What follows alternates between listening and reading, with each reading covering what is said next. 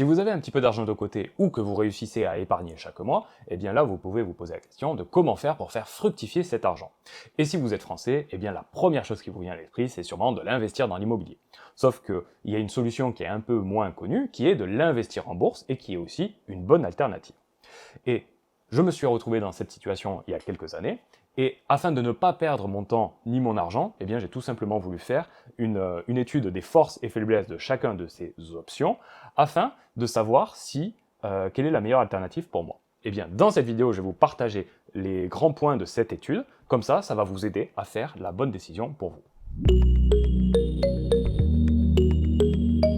Et donc, avant d'investir, on va se poser la question, quel est notre objectif? Et mon objectif, ça a été d'avoir une rente passive.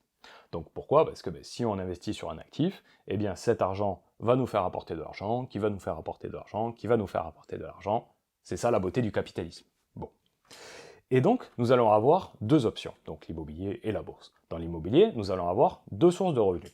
La plus-value sur notre bien et les loyers. La plus-value sur notre bien, je l'exclus. Pourquoi? Parce que c'est quand même réservé aux professionnels qui vont faire de l'achat-revente, et un particulier ne peut pas le faire à outrance. Donc, on va rester sur les loyers.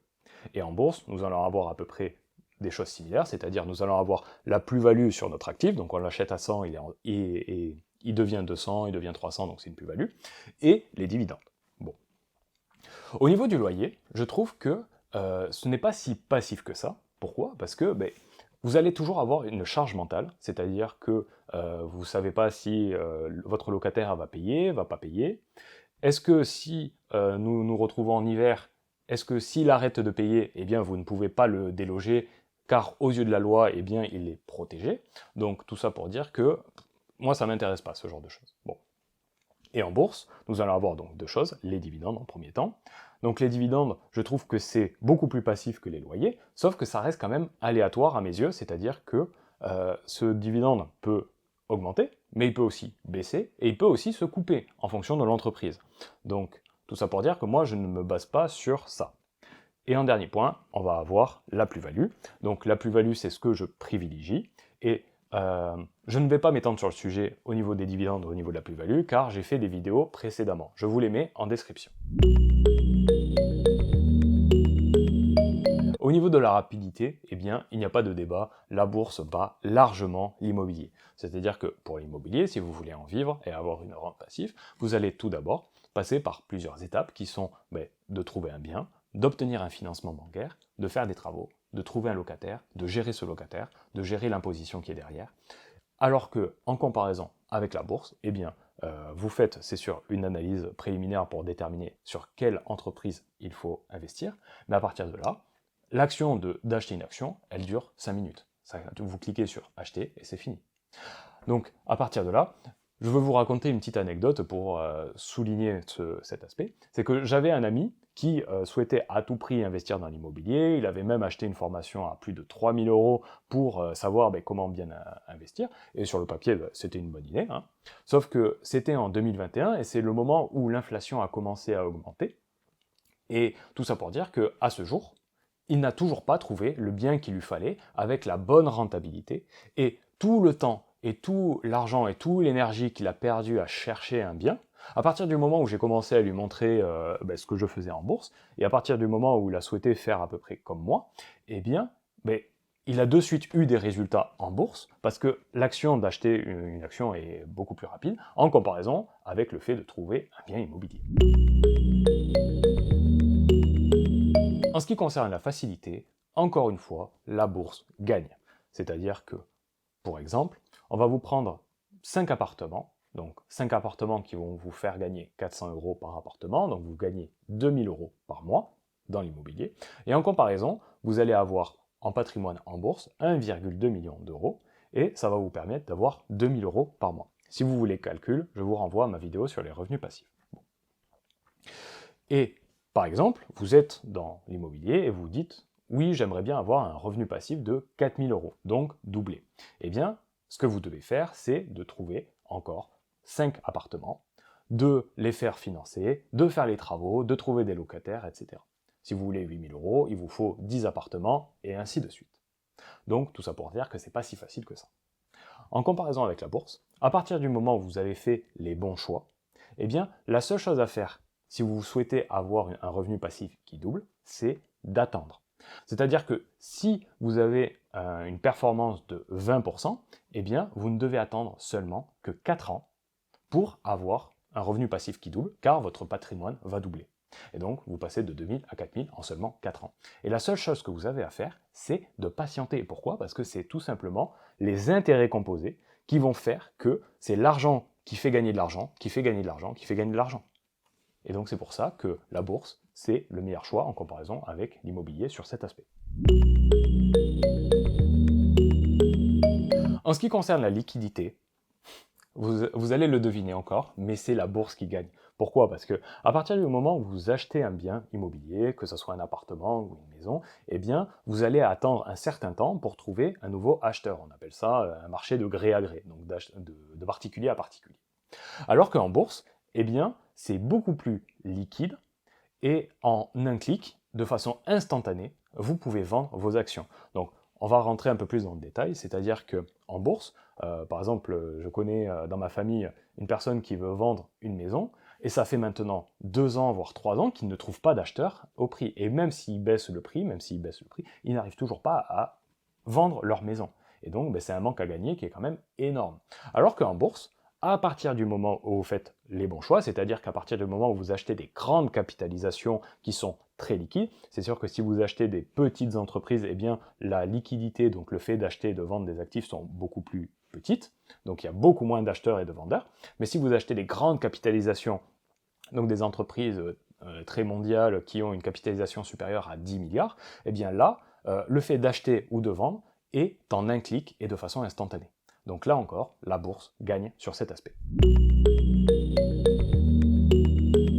En ce qui concerne donc la rentabilité, là, l'immobilier ou la bourse est à peu près similaire. C'est-à-dire que si vous êtes un professionnel, donc par exemple vous êtes un trader, vous allez faire de l'achat-revente, c'est votre métier, vous allez réussir à avoir plus de 30% par an. Si vous êtes un marchand de biens du côté de l'immobilier, pareil, vous allez faire de l'achat-revente, vous pouvez faire des montants qui est plus de 30% par an. C'est possible. Mais nous, on est des particuliers, donc on ne va pas faire ces deux choses. Donc, dans l'immobilier ou dans la bourse, on peut avoir en moyenne 10% par an. Dans l'immobilier, si vous voulez avoir plus de performance, alors vous allez devoir sacrifier ce côté passif et donc faire de la location courte durée via Airbnb. Mais là, donc ça va devenir une certaine activité commerciale à mi-temps. Bon. Au niveau de la bourse, c'est possible aussi d'avoir de meilleures performances, donc par exemple plus de 20% par an. Mais là, vous allez devoir faire de meilleurs choix. Et donc, pour faire ces meilleurs choix, vous allez devoir faire des analyses. Donc pour savoir sur quelle entreprise investir ou pas. Et donc là, vous avez le choix, donc soit de faire ces analyses et donc de sacrifier ce côté passif. Mais si vous ne voulez pas sacrifier ce côté passif et que vous voulez quand même avoir une meilleure rentabilité, alors j'ai une alternative pour vous qui est la méthode ALAR et qui est en fait de déléguer ces analyses à moi. Donc je vais faire ces analyses à votre place et je vais vous partager ces résultats dans la méthode ALAR. Si vous voulez en savoir plus, c'est le premier lien en description. En ce qui concerne le risque, eh bien comme on a pu voir précédemment, la rentabilité c'est à peu près pareil, mais d'un point de vue risque, pour moi, la bourse est beaucoup moins risquée que l'immobilier. Et là, c'est un peu par définition bizarre, mais je m'explique. Donc le risque c'est quoi? C'est deux choses, c'est la volatilité et la diversification. La volatilité, bien sûr que la bourse est beaucoup plus volatile que l'immobilier, parce que l'immobilier, par définition, on n'a pas le prix de votre bien en permanence, donc on ne peut pas savoir si c'est volatile ou pas. Mais en bourse, on l'a. Et donc, à partir de là, la question c'est, est-ce que la volatilité est un risque? Eh bien, si vous investissez à long terme, non, ce n'est pas un risque, mais si vous investissez à court terme, oui, c'est un risque. Parce que votre patrimoine, vous voulez peut-être le sortir dans pas longtemps, et donc peut-être votre patrimoine fait que bouger, monter, donc c'est pour vous un risque. Mais si vous investissez sur 20 ans, que la bourse soit volatile dans les 3 prochains jours, ce n'est pas un risque. Bon. Mais par contre, en termes de diversification, eh bien la bourse est beaucoup plus diversifiée que l'immobilier. Parce que l'immobilier, par définition, c'est qu'un secteur. Donc par exemple, si vous avez 5 appartements à Poitiers, eh bien vous n'êtes que dans une ville, qui est que dans un pays, qui est que dans une devise. Alors qu'en bourse, eh bien vous pouvez investir sur des entreprises qui sont mondiales, et donc vous pouvez investir sur des entreprises de plusieurs secteurs, qui sont établies dans plusieurs pays, qui sont dans plusieurs devises. Tout ça pour dire que votre patrimoine est beaucoup plus diversifié à long terme, et c'est pour moi beaucoup moins risqué de faire ça que d'investir seulement dans l'immobilier. En ce qui concerne les frais, eh bien, on va les découper en 3 catégories. Donc, la catégorie des frais à l'achat, des frais de gestion et des frais fiscaux, donc au niveau de l'État. Donc, en ce qui concerne l'immobilier, eh bien, l'immobilier va avoir un certain frais à l'achat au niveau du notaire, qui est un certain pourcentage, qui est assez cher quand même. Après, on va avoir des frais de gestion qui sont, par exemple, l'entretien de votre bien immobilier, donc refaire la toiture, refaire la façade, etc. En tant que propriétaire, c'est vous le responsable. Et vous allez aussi payer certaines assurances. Si par exemple vous avez un locataire, vous allez devoir payer une assurance de loyer impayé et d'autres assurances. Bon. Et au niveau fiscal, vous allez devoir payer des taxes, donc sûrement au niveau de ce que vous gagnez au niveau de votre bien immobilier, mais aussi, même si vous ne gagnez rien, vous allez avoir ce qu'on appelle la taxe foncière, ou juste c'est une taxe liée à votre... Puisque vous êtes propriétaire, vous allez être taxé juste parce que vous êtes propriétaire. Bon. Et au niveau de la bourse, donc au niveau des frais à l'achat, vous allez payer juste un petit frais pour faire un ordre au niveau de votre courtier, mais c'est vraiment très ridicule, hein, c'est de l'ordre de 0,5 voire 1% grand maximum. Au niveau des frais de gestion, eh bien, c'est au niveau des courtiers et normalement il n'y en a pas, donc peut-être certains courtiers le font, mais maintenant dans la grande majorité il n'y a aucun frais de gestion, hein. Et au niveau fiscal, vous allez avoir la flat tax de 30% qui est appliquée si et seulement si vous faites un bénéfice. Donc un bénéfice au niveau du dividende ou au niveau de la plus-value.